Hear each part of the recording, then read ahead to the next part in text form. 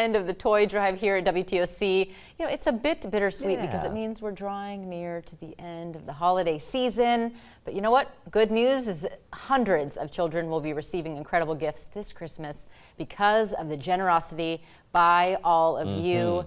And you know, we finished strong. The SPD came by today to load up a plethora of brand new donated toys, just heaping over those boxes and barrels. Oh yeah, and it was amazing, Becky. I think you said it yesterday. We hadn't really been in the lobby since the Toys for Tots toys got picked up. And it's really empty. And you said, wow, I'm so surprised the lobby filled up again so quickly. Yeah, I did say that. I was very surprised. I thought I'd go out there and see a few gifts underneath the tree, but you know, we all know it's been such an incredibly difficult season for a lot of people financially and just sort of emotionally, and it just proves that the giving, you know, the generosity never ends. You know, it's only gonna improve, obviously. A reflection of our community, that's for sure. Still got a lot of giving left to do this holiday season. Really appreciate all they've done. And of course, like we were talking about, you may remember just last week, the U.S. Marines stopped by here, WTOC, to pick up hundreds of toys that you so generously donated to our WTOC toy drive. It didn't go this fast in real life. It's a process, but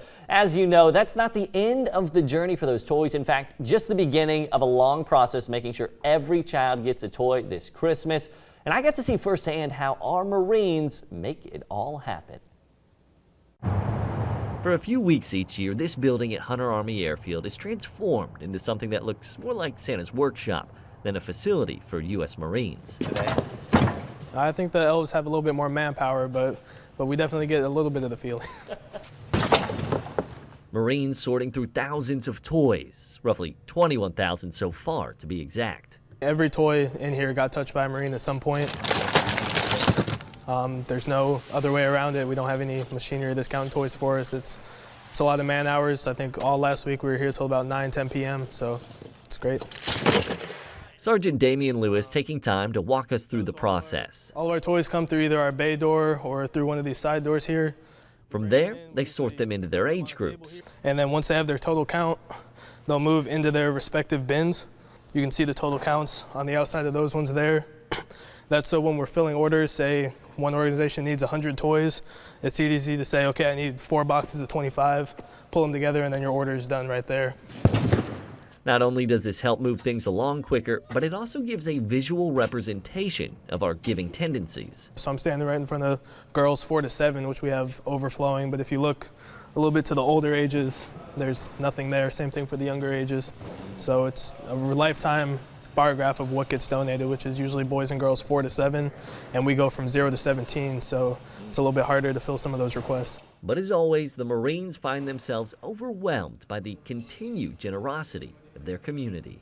We just received today, that pallet right there is monster truck RC cars that are $140 each, and we're getting 3 pallets of them that somebody's donating, which is a crazy amount of money, but just the goodness in people to come together for a time like this. Those extra donations do mean extra work for the Marines, but is it really work if you love what you do? This is one of the few things that we as Marines do that gets us involved with the community, and then the few events that we get invited to where we actually get to see the children we're helping, that makes it all worth it. And of course, just like Santa's elves, the real gift of all that hard work is keeping the joy and the magic of Christmas alive. Well, first, I just hope they're happy. I hope, as the mission of Toys for Tots puts a smile on their face, I like to think that the children have no idea that we're doing this. It's kind of a thankless job, but I mean, I look to the parents to just pass it on when they get the chance.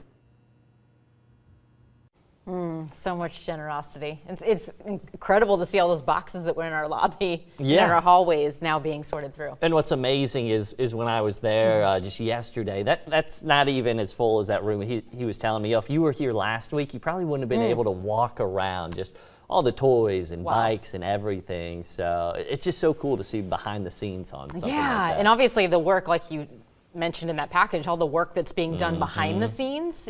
That's, I mean, going through each and every gift, and we touched on that the older age groups tend to get forgotten, but I would surmise they're going to get their gifts still. That's right. They say they get those financial donations and they do their part to go out and buy for what they're missing. But a good reminder for years to come that don't forget the old ones, the young ones. A little harder to buy for, but that's right. They need a little love too. Oh, so good. So good. The holiday season. We love it. Now, today on Afternoon Break, staff from the